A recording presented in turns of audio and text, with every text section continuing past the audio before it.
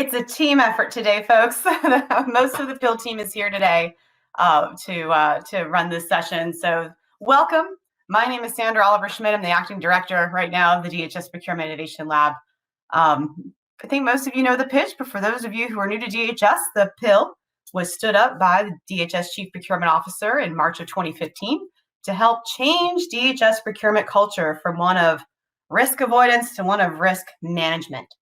Now, through a learning culture of testing, sharing, obtaining feedback, and testing again, procurement teams across DHS have been able to step into the PIL to receive support from a PIL coach as that team uses flexibilities in the Federal Acquisition Regulation, or the FAR, that they've never tried before. And they're using these innovations to try to lower entry barriers to those non-traditional vendors, increase competition, decrease the time from release of solicitation to award, and ultimately increase the likelihood of successful mission outcomes in their procurements. Now, in addition to receiving support from a PIL coach when they step into the lab, they also receive top cover from the DHS Chief Procurement Officer. So if your team tries something new and fails, he will back you up. But if your team succeeds, your team owns the success. And welcome, Melissa. Melissa is one of our guest speakers today. Now, if someone could please advance the slide. Since 2018, more than 5,000 people from DHS, the government-wide community, and industry participants have attended the PIL Boot Camp workshop, where they learned 10 of the most popular and tested innovative procurement techniques at DHS. Now, participants learn about the techniques such as down selects, oral presentations, confidence ratings, on-the-spot consensus, and much more. Now, as teams use these techniques and others to innovate their procurements, the procurement outcomes and the post-award feedback led to the teams wanting to take their procurements to the next level.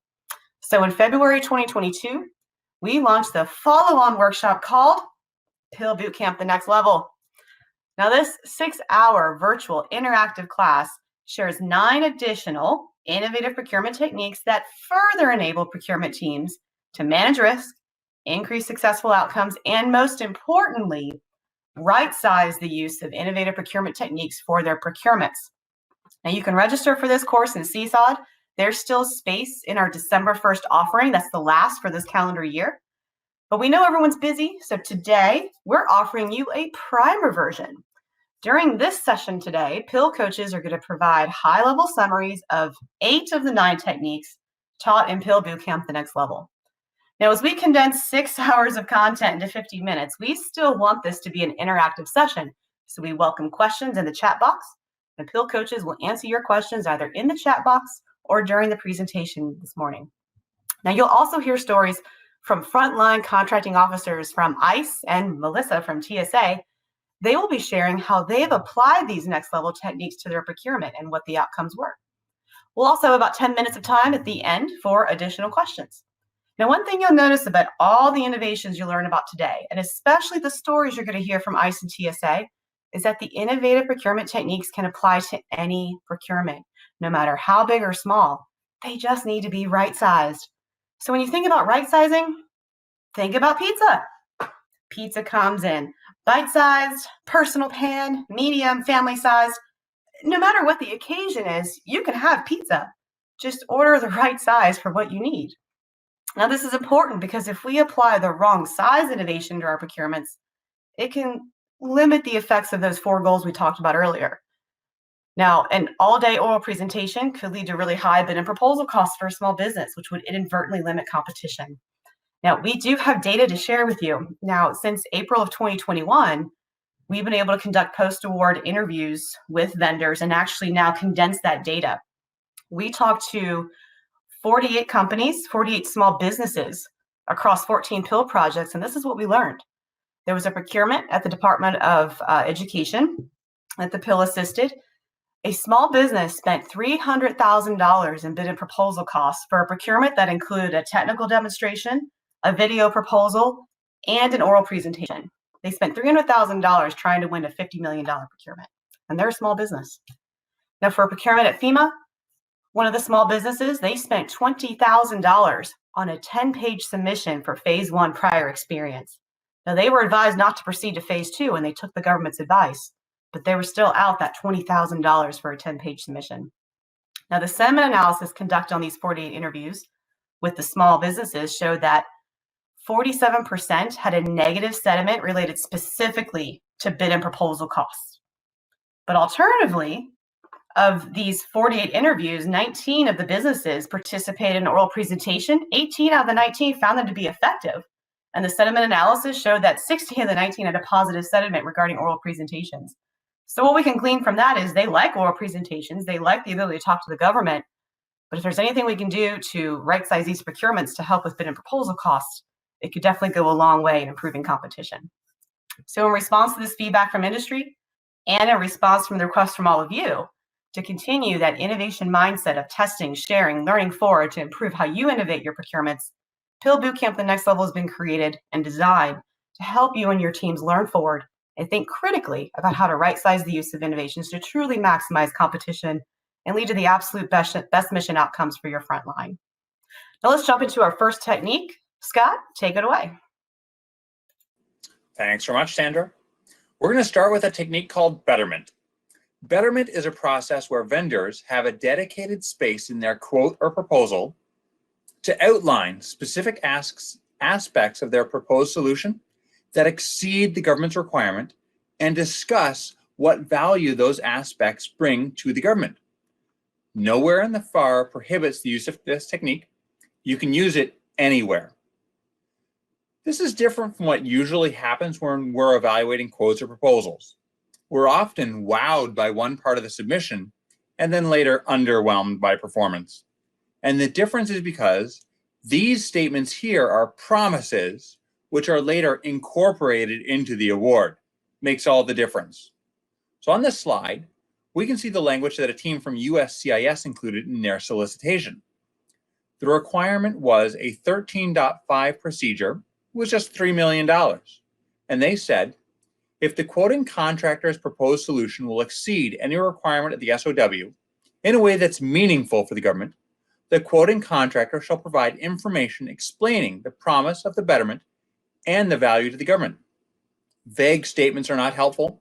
For example, if the requirement is minimum rate of 400 actions per day, then a definite promise of 600 actions is more helpful to the government than just a suggestion that the proposed solution's capacity exceeds the requirement. Perfect. Now, what do we do with this factor and the vendor responses?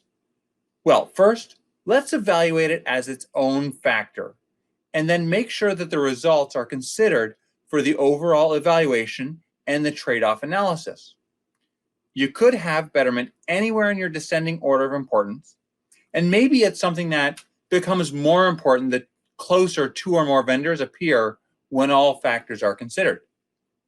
And then the betterment promises of the awardee are captured and included in the award document requirements, replacing those former minimums. So let's talk about a few best practices when using betterment. First, consider them as a standalone factor. Don't lump them in with technical and management or with another factor.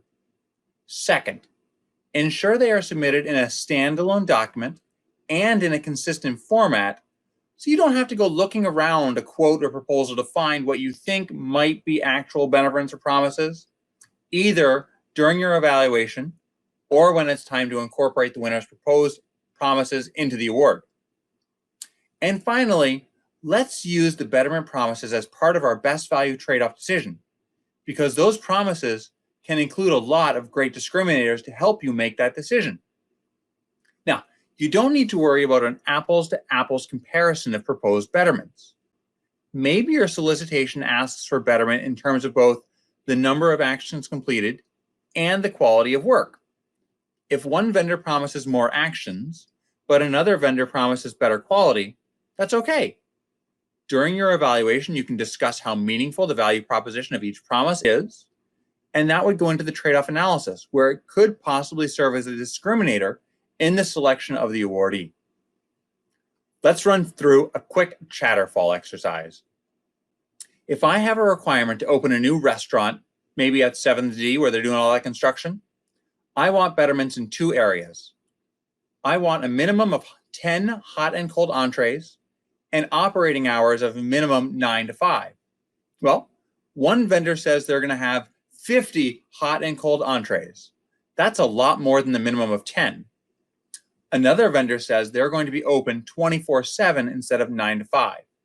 Drop it in the chat which one you think is more important to you as a betterment. More entrees or more hours?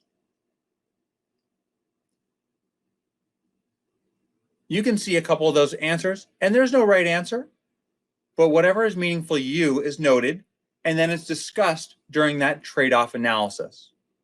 I think more people said hours, and that's great. Betterment is a technique that allows vendors to propose solutions that exceed the government's minimum requirements, like hours and entrees, and for the government then to include those promises as part of the award. David, I'll turn it over to you for our next technique.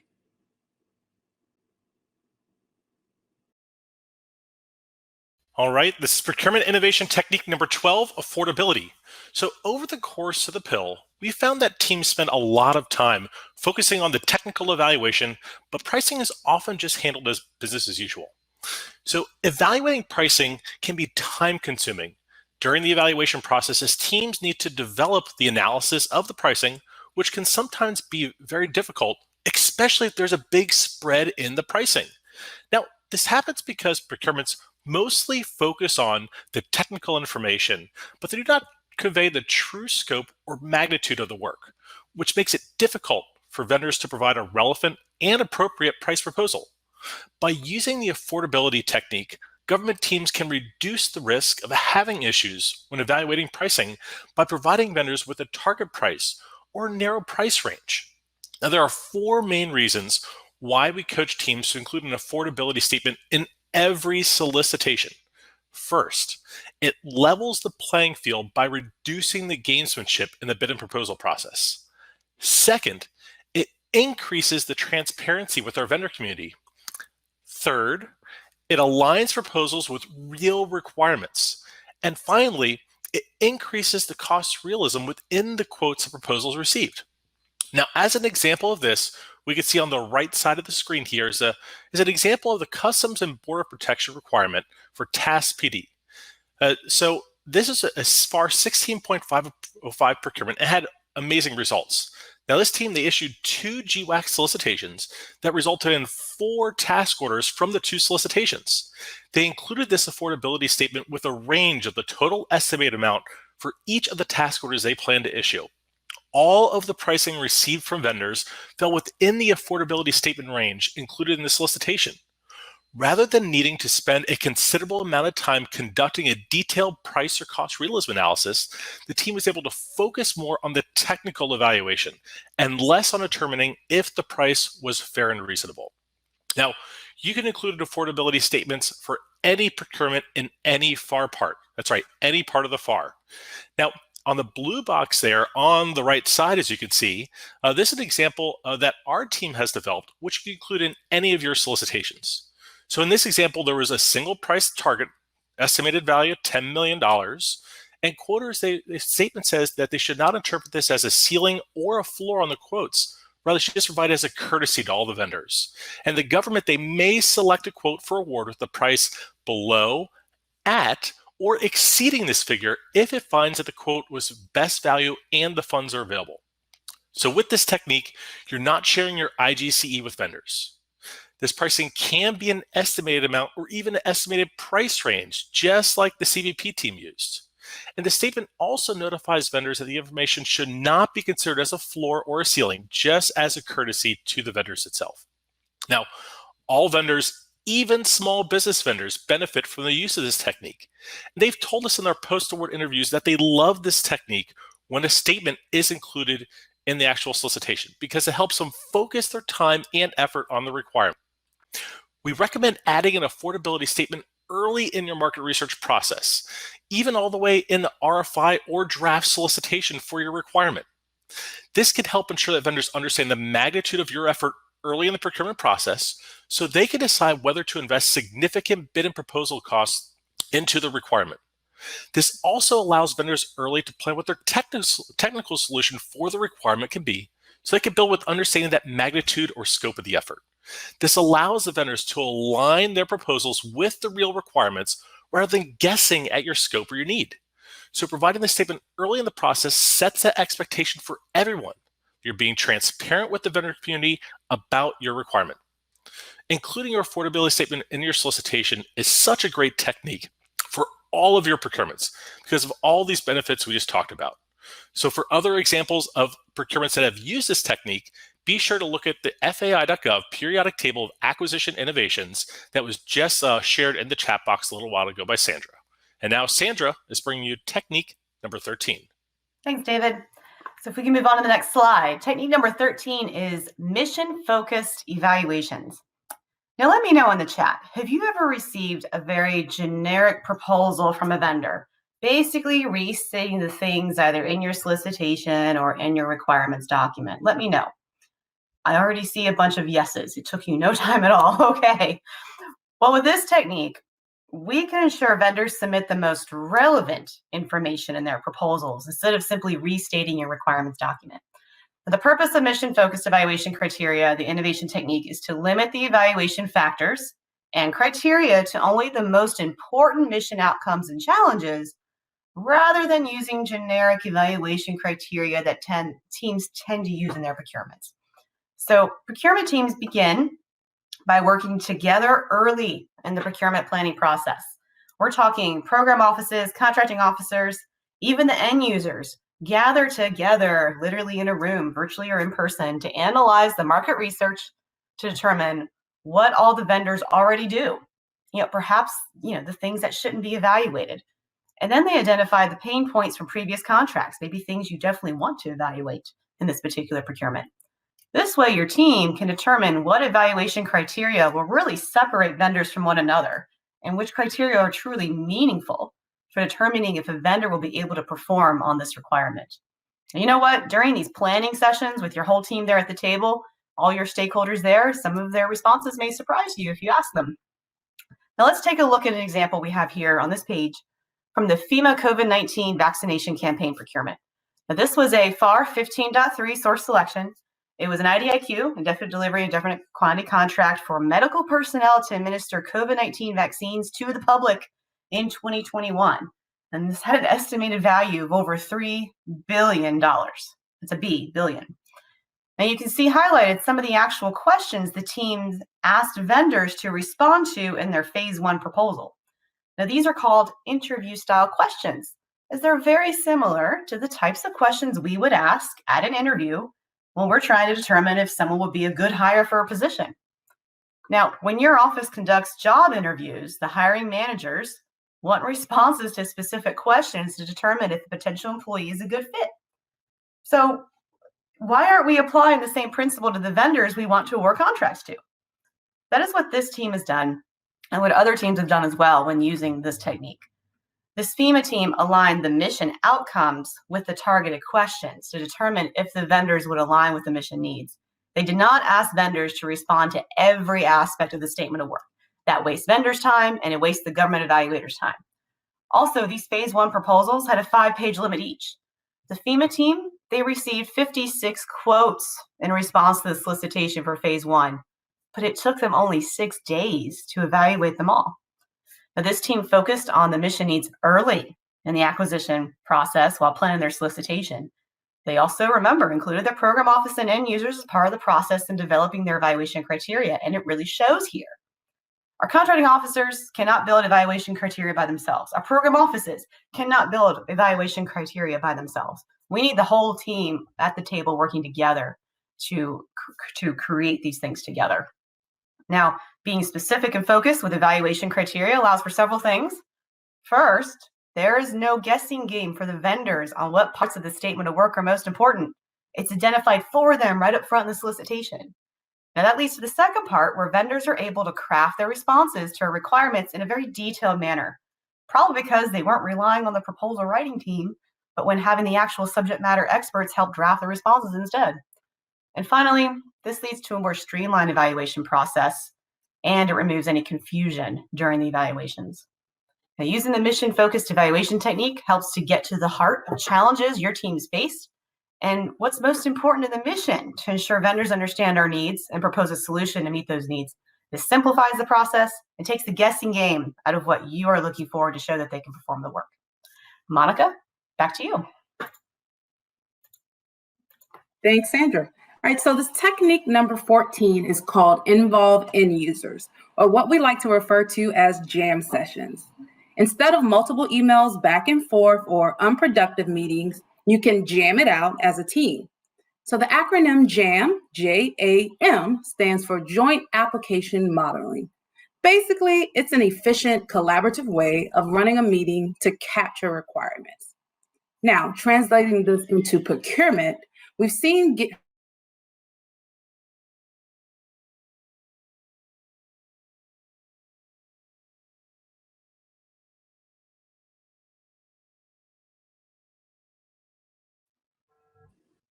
Hey, Monica, we've lost your sound.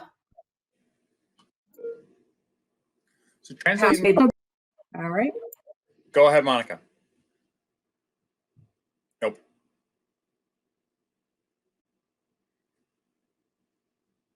We're coming together, people can save a lot of time too. So when it comes to formulating and writing evaluation criteria, think about how your team normally writes them. Let me know, does the program office customer write it? Does the CO write it? Does the CEO and program office often email back and forth for weeks, months, trying to get it together? Oftentimes, when the program office customers approach their CEOs, they may already have written requirements, but they may not have a strategy or a strategy at all on the evaluation criteria or even what FAR part to use. So many procurement teams at DHS are now using jam sessions to formulate evaluation criteria and even their RFIs. So these jam sessions, we're jamming it out, allows teams to create fully written evaluation strategies and criteria in a matter of hours, not days, weeks, or months. And we really recommend that the contracting officer or the contract specialist facilitate the jam session. And there could be a scribe in the room who would capture the notes. This could simply be anyone who types fast. So a team from CISA was able to formulate evaluation criteria in only 2 hours for a $24 million National Risk Management Center requirement. Now, they did this by bringing all the major stakeholders and decision makers into one room. This was the HCA, the deputy HCA, the CO, CS, legal, all evaluators, everyone in the same room.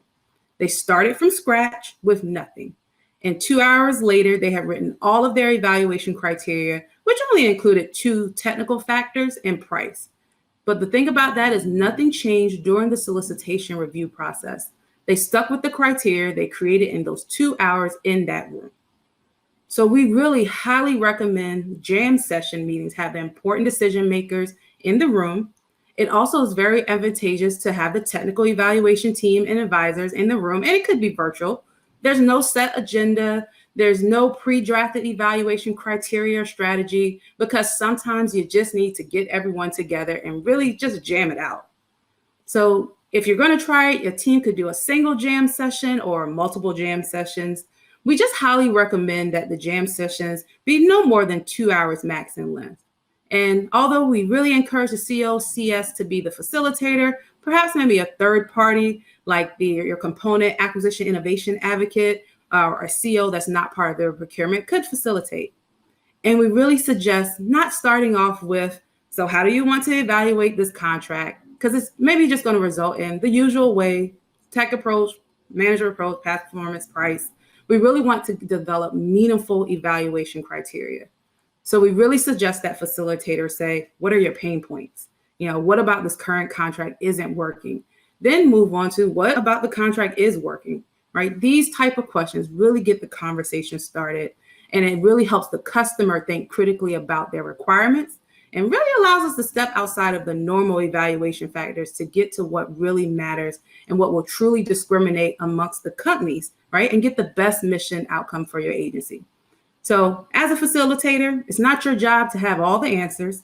It's totally okay to simply sit back, take those notes of the ideas and suggestions thrown out there by the team. At the end of the day, it takes both the procurement office and the program office working together to move our solicitations forward in order to support the DHS mission on the front line. And now we're going to hear from Tasha Wong, a frontline contracting officer at ICE, and her experience using jam sessions. On to you, Tasha.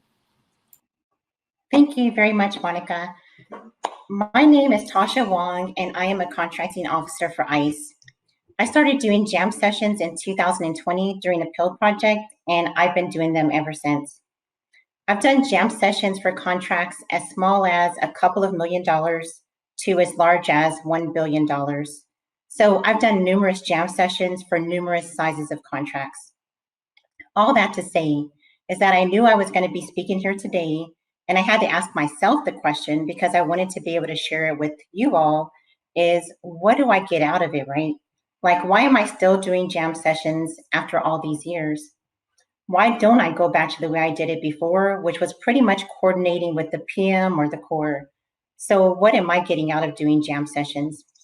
And after a lot of thinking and soul searching for the last couple of weeks, I noted down 3 main things that I, Tasha Wang, am getting out of still doing jam sessions. The first thing is that doing jam sessions has forced me as a contracting officer to be proactive. And what I mean by that is that the jam sessions forced me to bring the evaluation team together much earlier in the process. So I'm bringing the evaluation team together 2 to 3 months before proposals are even going to come in. I'm bringing the evaluation team together before I've even created the solicitation, right? I'm bringing these evaluators together with a blank piece of paper, and chances are I've never even met most of these people. Some of the people, this is their first time on an evaluation team, and I'm asking them, what do you want to see, right? What do you want to see 2 to 3 months from now? What issues do you have with the current contract? What are your pain points? What do you think it is that differentiates the vendors? What are discriminating factors? But of course, I'm also actively listening and providing feedback and guidance. So the first thing is that it forces me to be proactive.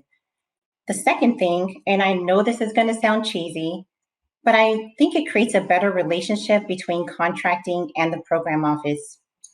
By doing jam sessions, it fosters an environment of mutual trust. And the reason I say this is because when I have jam sessions, like I mentioned, sometimes it's the first time I've even met the evaluators, and I'm sitting down with a blank piece of paper and I'm saying, help me help you, right? Help me create evaluation criteria. Help me create evaluation criteria so I can get you the best vendor for your requirement, right? So I'm putting myself out there and I'm totally empowering the program office, but I'm also showing them trust, right? Empowerment is about trust. And by trusting the program office, I feel like it results in more trust in me. And if not me as the contracting officer, I feel like it results in more trust in the process because they're involved in the process from day one. They're involved in evaluation criteria up till award. And thirdly, it makes the evaluations go so much smoother.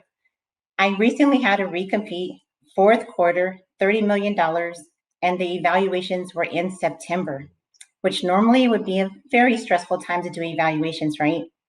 But the evaluations were a breeze. And why were they a breeze?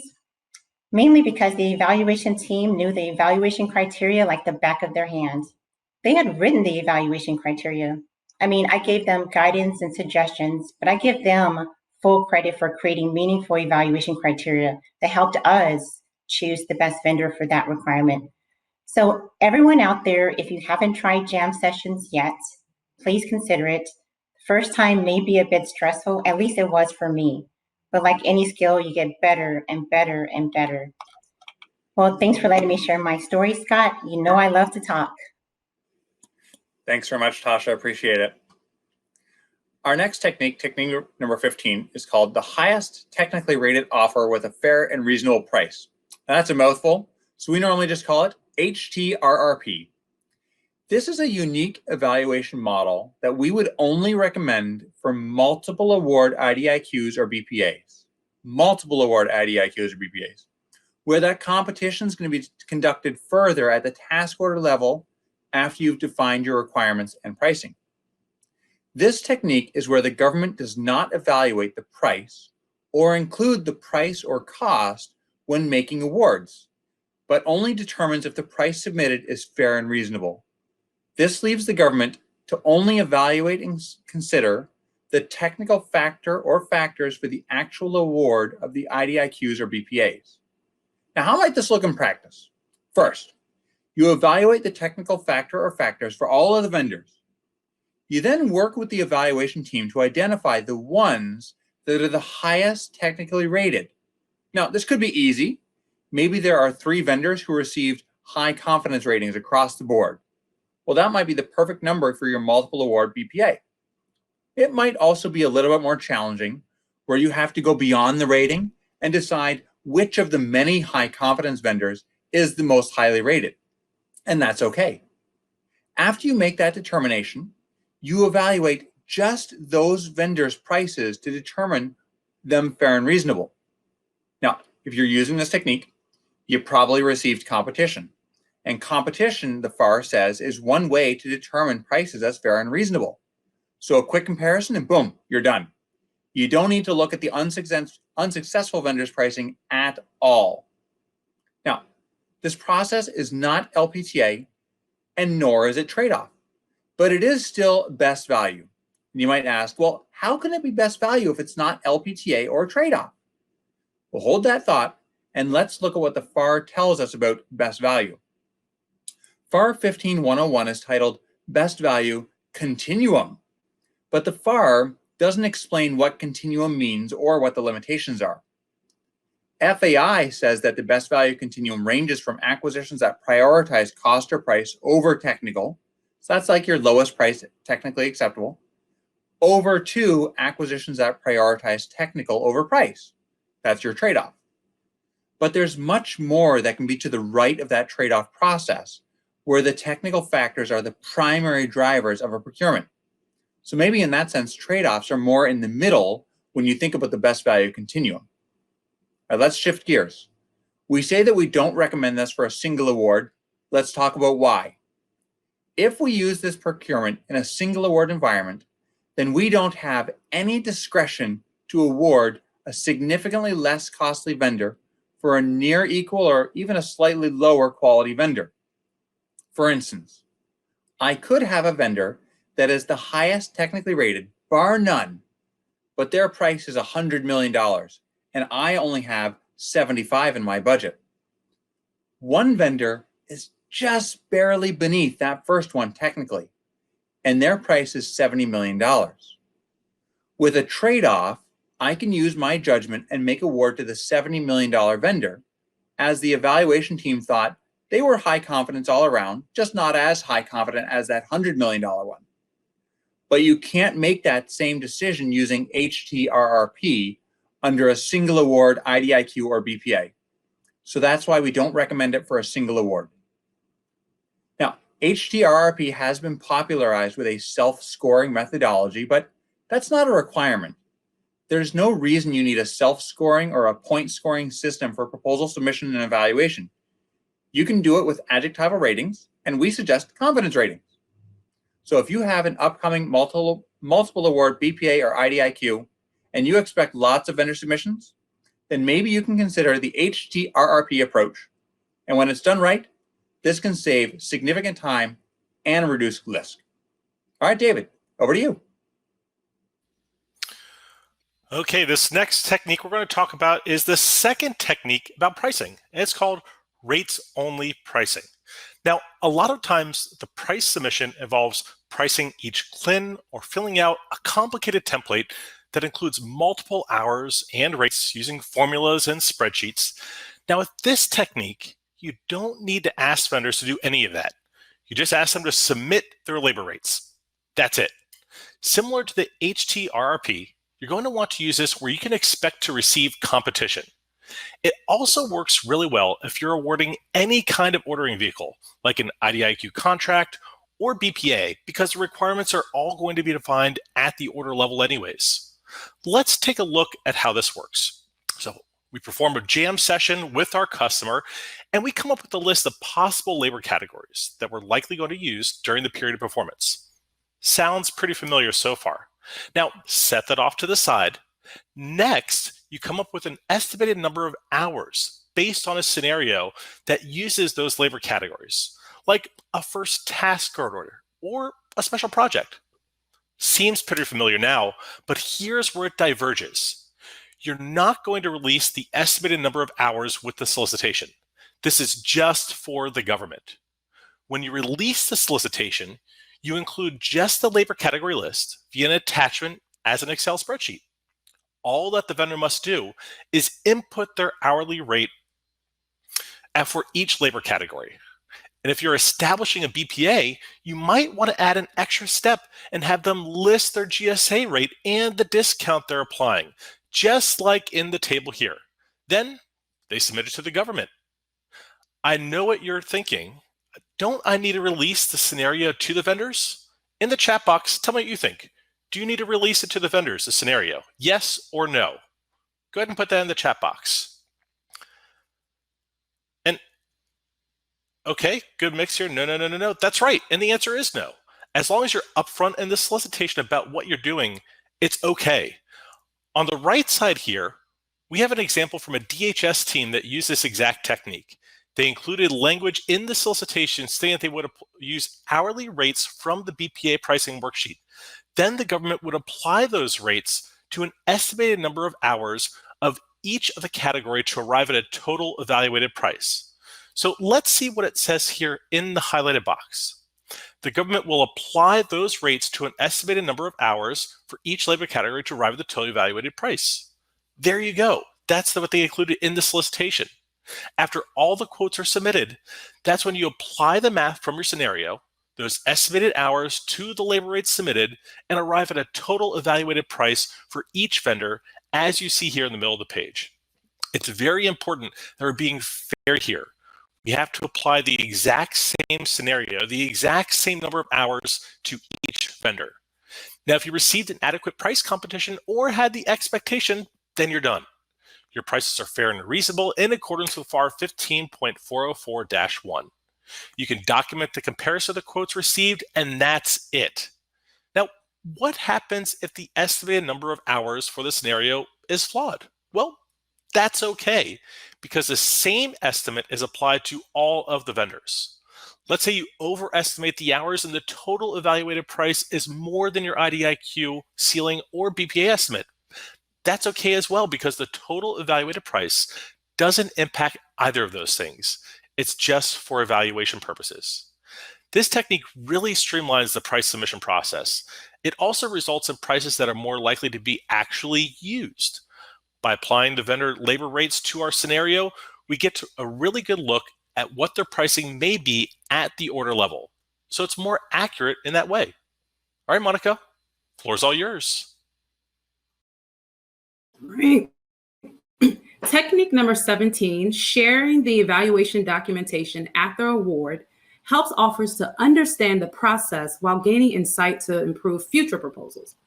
Now, when it comes to conducting debriefings or a brief explanation of awards, the sharing of the evaluation documentation can really instill confidence in the acquisition decision, and it really shows that the government has nothing to hide. And so sharing this documentation allows us to communicate the agency's award decision more effectively to unsuccessful offers. And you can also reduce unsuccessful offers' inclination to protest solely out of the need for more information that the government already has readily available. So we encourage the government to keep documentation reasonable, concise, and brief, because if you know you'll be sharing it after award, you'll create it with the end in mind that it will be shared. Now, there's also a small business benefit in really all vendors. More clarity and understanding of the award decision or the technical evaluation reports really helps them effectively compete for business, future business. Now, a team at DHS actually provided debriefing-like information in their firm down select notification. It was provided before the vendors even asked. The CEO had already knew that not being selected for award was already disappointing, so why not provide that information up front? The vendors were given a specified time to answer any questions based on the information provided, and there were none. All right, one vendor actually thanked the CEO for just simply providing the information. Now, as a part of the debriefing or the brief explanation award process, we really recommend providing the vendor with their actual evaluation report for each factor, then follow up with the conversation. Simple. It is important to note here, there are no regulatory prohibitions against sharing this type of information after award. The GAO does not review the adequacy of debriefings or brief explanations of awards, so it's really hard to get it wrong. right? If you're performing a brief explanation and you provided the vendor with their evaluation report, then you're good to go. If you're performing a debriefing and you comply with the FAR debriefing requirements, you're good, right? You can also find this technique on the periodic table of acquisition innovations. You decide what you're comfortable with, but remember, as a CEO, you are empowered. And if they protest, you're going to have to share it anyway, all right? So we really want to continuously build that trust with industry. When we help them make their proposals stronger, it results in greater support to the mission. And now we're going to hear from Melissa French, a frontline contracting officer at TSA, and her experience using next level innovative procurement techniques. On to you, Melissa. Thank you very much, Monica. And good morning, everyone. I am a CEO branch chief for TSA, and I would like to talk with you about the importance of information sharing with our vendors throughout the procurement process. So I'm going to kind of amplify what Monica was talking about. So in the pre-award process, we want to share early and often, even if we don't have a 100% solution. We want to share that draft RFP. Now, our team has been talking about various streamlined procurement techniques, confidence ratings, phased advisory down select, on-the-spot consensus, brief explanations. And we've become pretty versed on the government side in using these techniques. But that doesn't mean that all of the vendors and our industry partners understand these techniques. It may be the first time they're using them. So sharing that draft RFP with the evaluation methodology gives industry partners a chance to review, process, and provide any questions that they may have. In the post-pandemic world, we do a lot of information sharing. I think we're doing more information sharing with industry. We do Adobe Connect. You might want to consider an industry day to specifically go over the RFP. I find on these one-on-one industry contacts that some industries will ask questions, some vendors, and then that'll spark other questions from vendors. And we end up getting questions we didn't even anticipate that it improved the solicitation.